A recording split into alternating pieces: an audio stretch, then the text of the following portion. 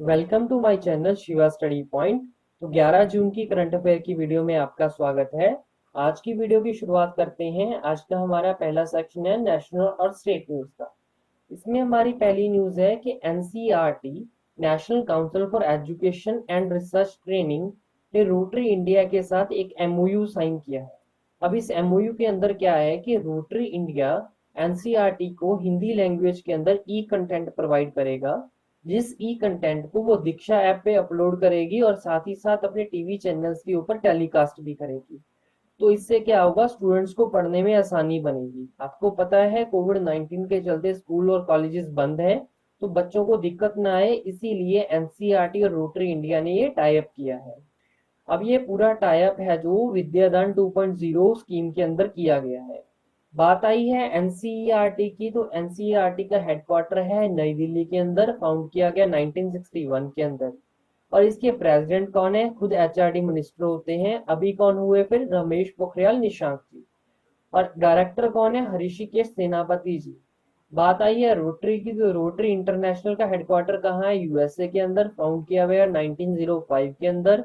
मोटो क्या है? Service above self, स्वयं से ऊपर सेवा। तो इन सभी बातों का ध्यान रखिएगा। आगे बढ़ते हैं अगली न्यूज की तरफ। अगली न्यूज है कि defence institute of advance technology diet ने अनन्या नाम से एक डिसइंफेक्ट स्प्रे को ढूंढ निकाला है। ये मतलब कि मैन्युफैक्चर किया है। अब ये अनन्या डिसइंफेक्ट स्प्रे है जो, ये वाटर बेस्ड डिसइंफेक्ट स्प्रे है जो नैनो टेक्नोलॉजी पे काम करती है।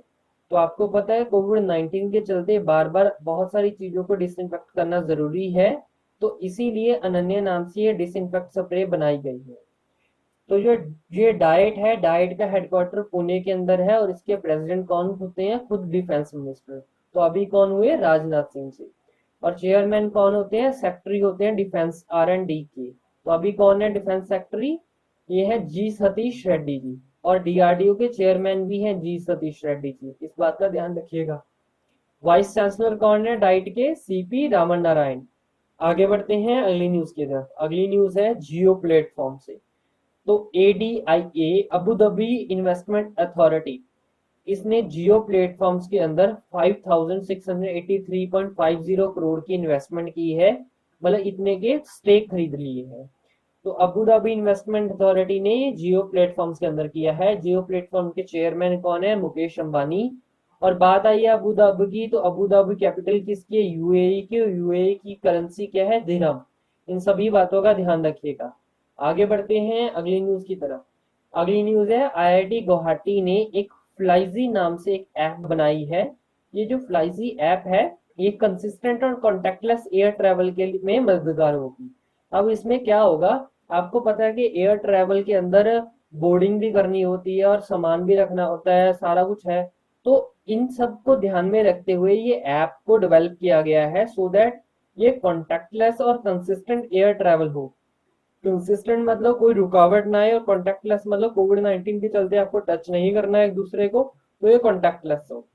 तो ये जो ये ऐप बनाई गई है, ये international air transport association IATA के रूल्स के अकॉर्डिंग बनाई गई है।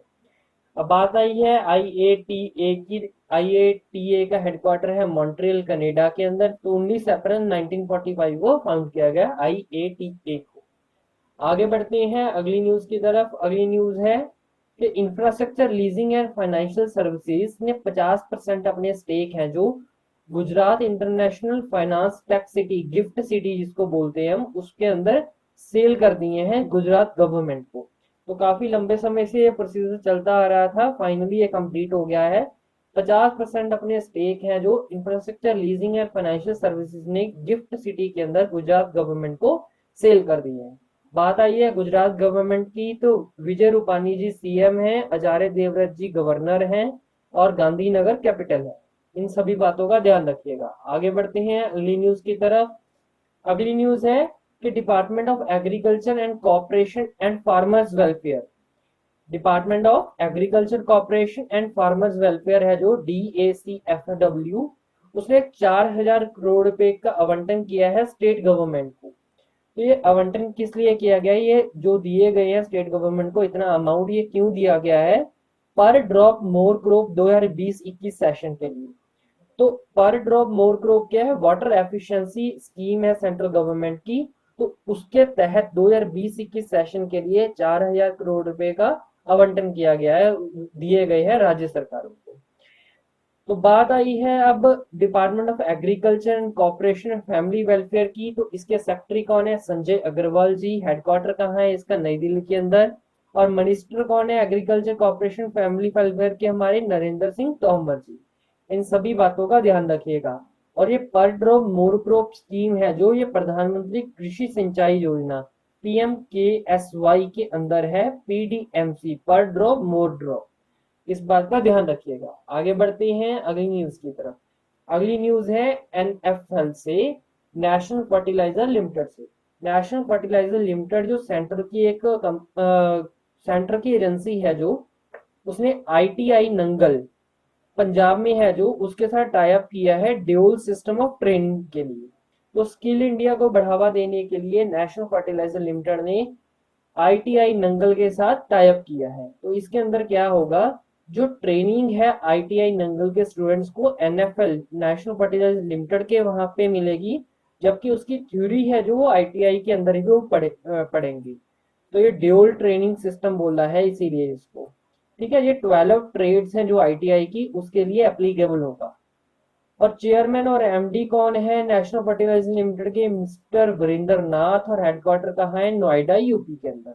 इन सभी बातों का ध्यान रखिएगा। आगे बढ़ते हैं। अगली न्यूज है कि इम्पास पेमेंट सिस्टम ने मास्टर कार्ड के साथ टाई अप किया है, MOU साइन किया है।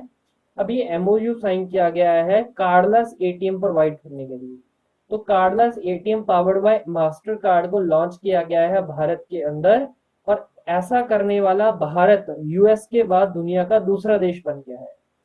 तो एम्पास पेमेंट सिस्टम्स भारत की अपनी कंपनी है, और इसने मास्टर कार्ड के साथ टाई अप करके ये कार्डलेस ATM को लॉन्च किया है।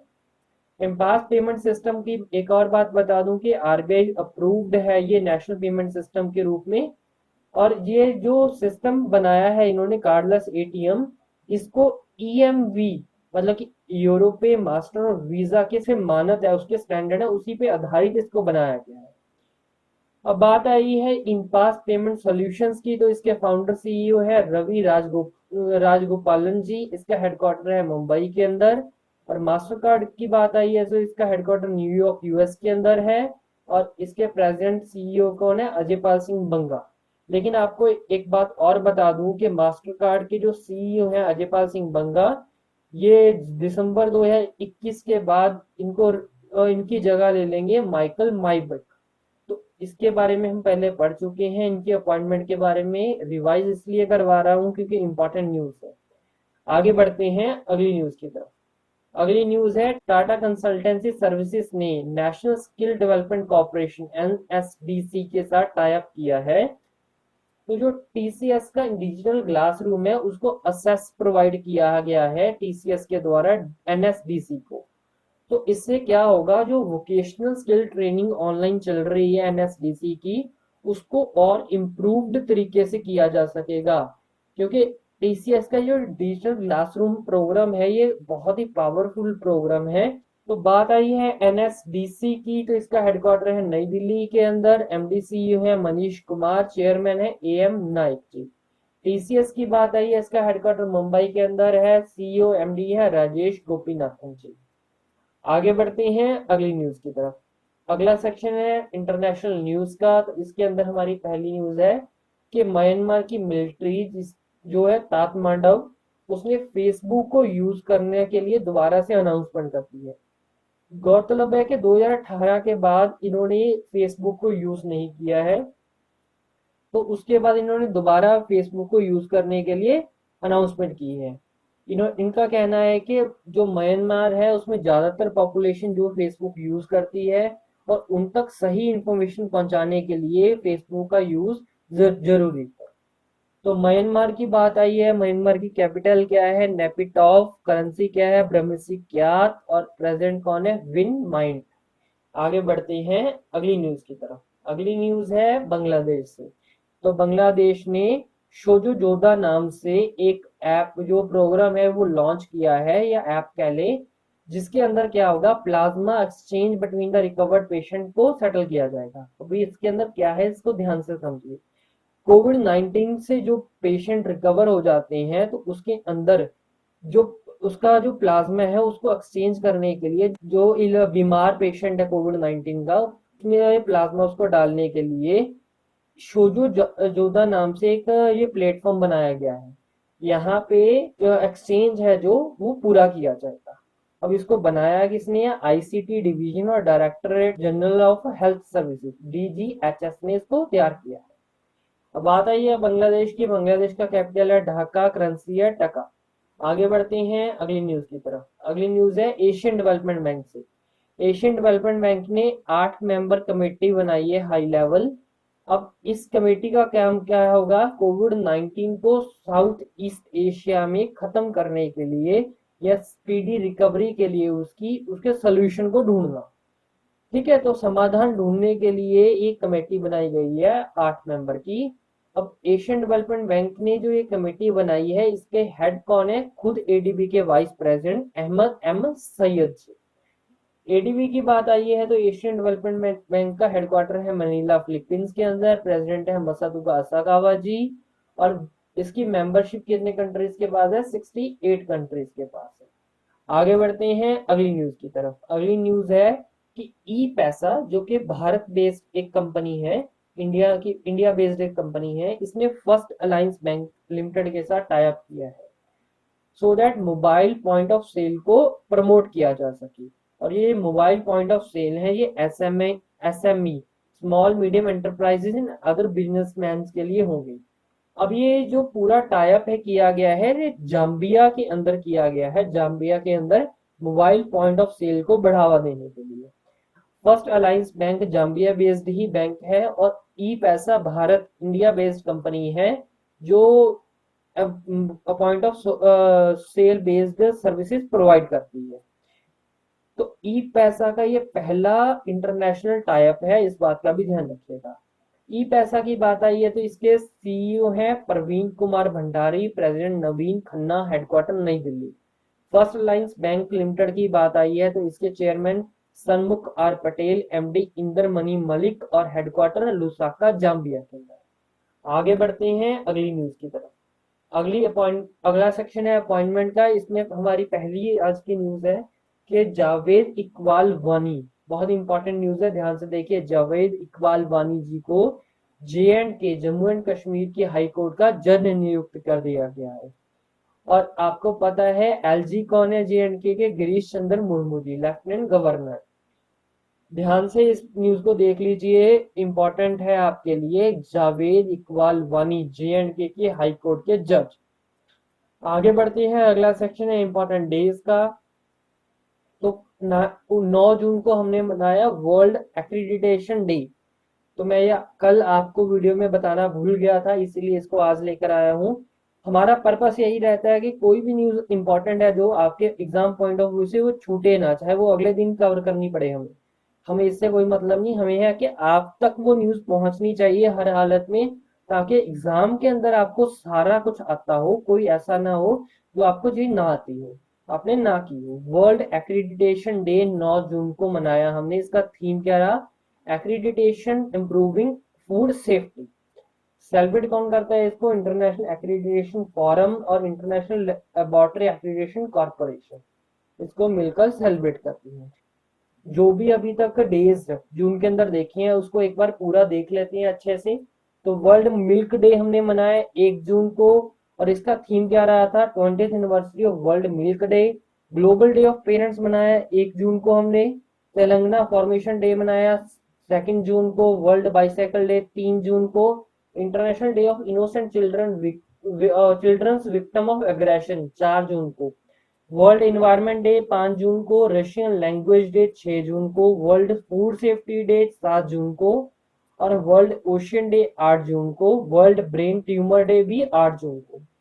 और इसके अलावा एक वर्ल्ड एक्रीडिटेशन डे 9 जून को।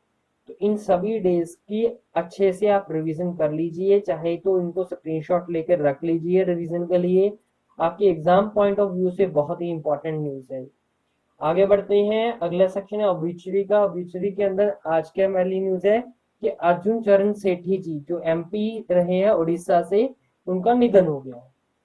और इसके अलावा प्रीतम सिंह जो मैनेजमेंट गुरु हैं, मैनेजमेंट के गुरु रह चुके के नाम से उनको जाना जाता है और पद्मश्री अवार्डी भी हैं, इनका भी निधन हो गया। आगे बढ़ते हैं, अगला सेक्शन है स्पोर्ट्स का। स्पोर्ट्स के सेक्शन में है अलेक्जेंडर शुशुतोव, इनको 4 साल के लिए बैन कर दिया गया है CAS के द्वारा। कोर्ट ऑफ आर्बिट्रेशन स्पोर्ट्स के द्वारा इसको 4 साल के लिए बैन कर दिया गया है। अब ये कौन थे? रशियन हाई जंपर थे ये, इनको बैन किया गया। और कोर्ट ऑफ आर्बिट्रेशन स्पोर्ट्स, इसका हेडक्वार्टर कहाँ है? लाउजेन स्विट्जरलैंड के अंदर इसका हेडक्वार्टर है।